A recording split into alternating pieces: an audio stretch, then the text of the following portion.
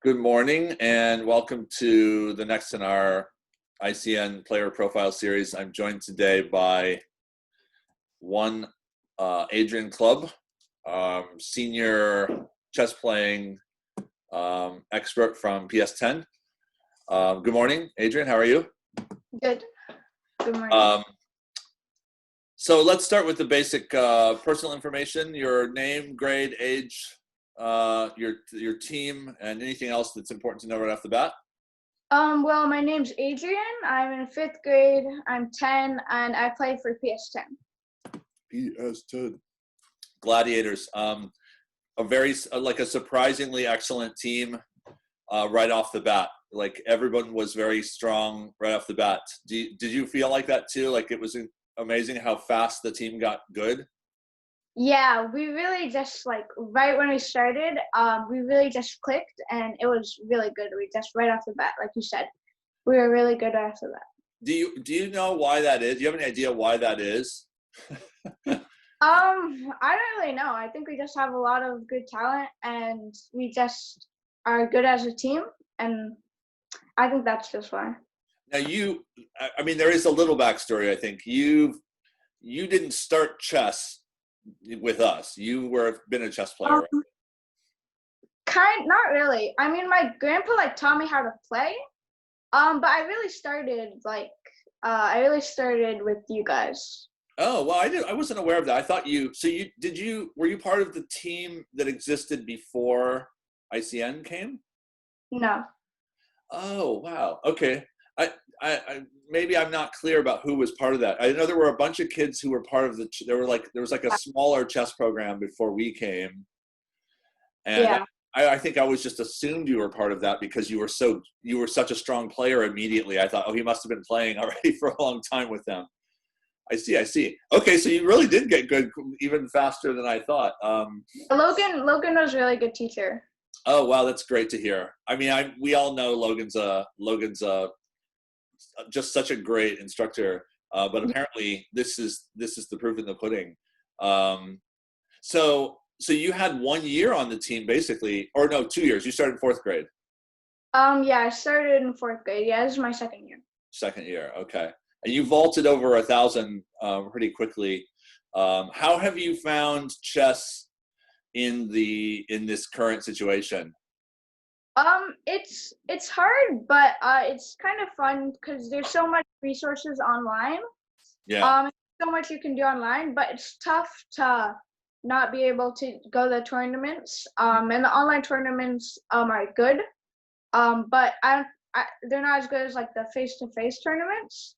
But I like that there's so much stuff on Chess and other websites. So yeah. I think it's been pretty good. Yeah. Do you find a difference between your play as an online chess player versus your play? Do you behave differently as a chess player when you're in front of a computer versus when you're in front of a person at a real board? Well, if I don't think so actually. I think sometimes I pay a little less attention because it's not face to face with someone. Yeah. So you don't really focus as much, but I think it's pretty similar. Yeah. They have a different playing style with computer. Huh, it's interesting. Go ahead. Sometimes if I'm playing a rated chess tournament, yeah, face to face, I would be more cautious and less trying out new things. But when I'm playing a game that isn't rated online, I'll be more confident trying new things because it's not rated, and so I'll be able to try new things because it's not rated. Yeah, I think that's one of the good things about having access to a lot of play that doesn't count towards USCF is just that you can test every idea that you've got and just there's no immediate risk involved. I find that sitting across from a person, I think you kind of were hinting at this sitting across from a real person sort of keeps you maybe more nervously engaged to the game than staring at a computer screen is just whatever. They're clicking pieces around. But I definitely find that kids seem to be playing faster in the online world than they do. I mean, they tend to play pretty quickly too in person, but I feel like no matter what time control we put on our events, it looks like blitz. Most of the games look like blitz. Yeah. You feel like that's Yeah, when I first started playing the online tournaments, when we first had them, I was playing like a little too fast. So recently, I've been trying to like slow down a little. I yeah, don't know. I play more faster like on the computer, yeah, but recently I've been trying to slow down a little. yeah. Yeah, it's always good. I always encourage being just simply being aware of how much time there is on the clock, because you behave differently if there's 5 minutes versus if there's 25 minutes, obviously. So I'm curious to know, so in your 2 years of experience as a gladiator player, do you have a particular chess tournament or chess memory or experience that you regard as like your favorite? Oh yeah. Sure. In my first year, and when I won a student championships last year, that was definitely my favorite. Because I was really new to chess. And it was really fun just to get like a win, like right, like a couple months after I started. So that was really fun. Yeah. Which tournament was that? Was that City? Yeah, that was City. City last year, and you won Under 7. right, but we were like first place. You got like, did you score? Was it 5 out of 5? I went 5 out of 5, and then I went 3 out of 3 in the blitz. Oh, you went all the blitz games too, right? I remember. Yeah, that was pretty astonishing. You were like the first gladiator to just strike out in the wild and bring back a big prize. It was pretty, it was pretty amazing. So how do you said your grandfather taught you to play? Yeah. Well, my grandpa plays a lot of chess. And he plays with me. He played like a long time ago. He played at work with one of his like coworkers a lot. Uh-huh. And he's also like part Russian, so So it's in the genes, you mean? yeah. And so he taught me and my brother. And he's very good. So he really helped. Yeah. Okay. So you obviously, you have like some sort of an in-house coach, as it were, like a family member that's good. Your brother Oliver is also a player. He's 1 year older than you, or 2? He's 2 years older than me. And he doesn't play as much as me. He does play in like some tournaments, and he does some online tests. So his school has a team, and he has been at some of the tournaments, like at some of the tournaments I've been to. Where did he go? BSI. Oh yeah, BSI has a lot of good players. Yeah, and quite a good team. Yeah. Now, when you were first starting out with the club, I feel like Oliver was coming to events and stuff. I felt, like were you sparring with him, playing him a lot? Did he help also get you? Yeah, when I first started playing, I played a lot with him, and we were pretty evenly matched. And then he like stopped playing in some tournaments. He like slowed down a little bit. Yeah. But yeah, when I first started, I played a lot with him. Yeah, cool. And aside from grandfather and brother, what do you think is and having good instruction, like Coach Logan, good instruction? What do you do to train yourself? Like, what are your main training tools? I do a lot of like online. I do a bunch of different websites online. Oh, really? Then a big thing that I try to do is I feel like my biggest problem when I'm playing chess is I'm not focused. I get like super jumpy, and I'm not like paying attention to the board. Huh. So I try to like calm down, and just when I'm playing chess, I just try to focus. Yeah. That really helps. Do you take deep breaths, or yeah, try to zen out a little bit so you don't? Yeah. I get water a lot. That really helps. I try to take one deep breath on every move.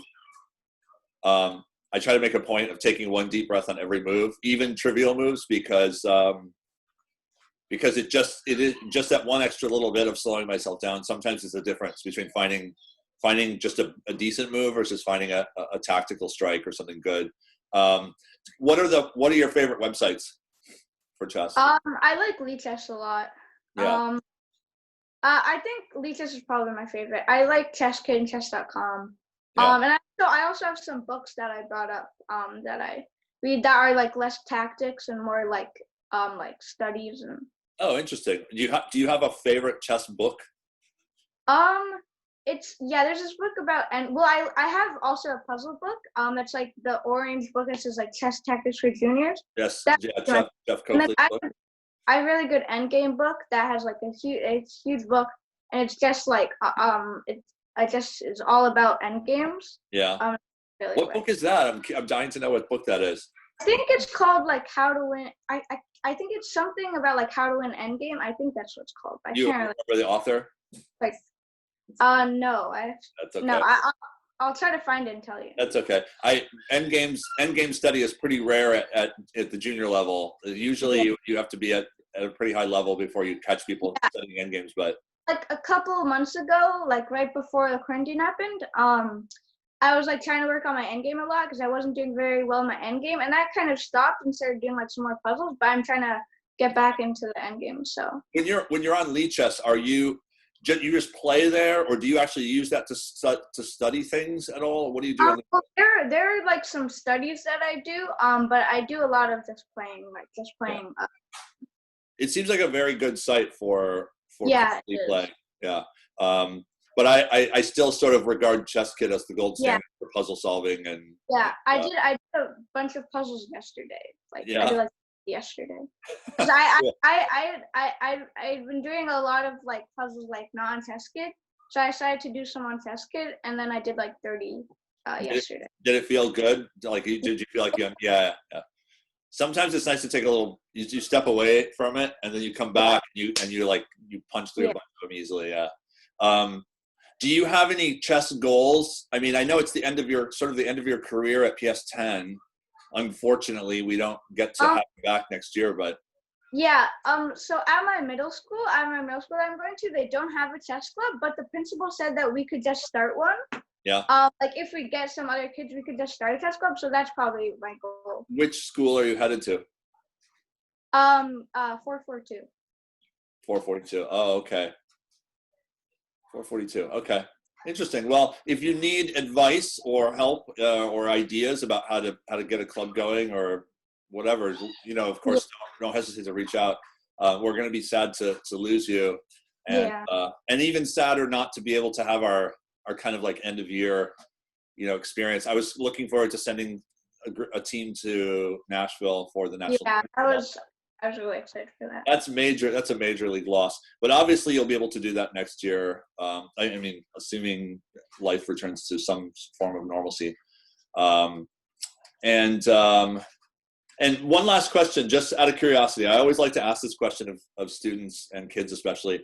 What do you think is the most important thing you need to work on as a player? Like if you were going to sit down with a coach and say, like, we're going to spend an hour making a plan to address the most important weakness that will make you stronger, what would that thing be? Like, what's the topic you feel like you need the most?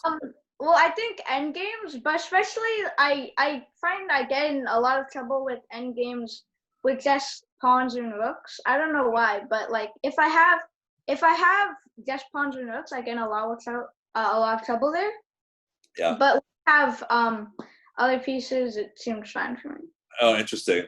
But I think end games and I have trouble like end games with rooks.